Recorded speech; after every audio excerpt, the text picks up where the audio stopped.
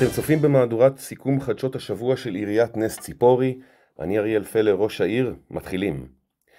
בתחילת השבוע קיימנו את מרוץ נס ציפורי המסורתי לציון תחילת פריחת אדמונית החורש בעיר. יותר מ-1,300 רצות ורצים השתתפו במרוץ, במהלכו עברו בין נקודות שונות בעיר בהן פורחת האדמונית.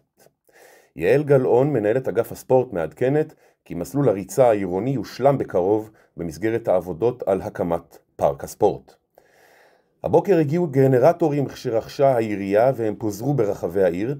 אבירם בן משה, מנהל אגף התפעול בעירייה, מעדכן כי באמצעות הגנרטורים אף יסופק חשמל גם לעמדות הטעינה לרכבים חשמליים ברחבי העיר. אני לא באמת ראש עיריית נס ציפורי ולא באמת הצטלמתי למהדורה הזו. זה האבטר שלי שעושה את הדברים הללו במקומי. אני רק שולח לו טקסט והוא עושה את השאר. מעכשיו זה אפשרי. אתם תמשיכו לתת שירות במציאות, תפגשו את התושבים ברחוב, בשכונות, ואילו האבטר שלכם ידאג שגם יפגשו אתכם ברשת, מעודכנים ואקטואליים.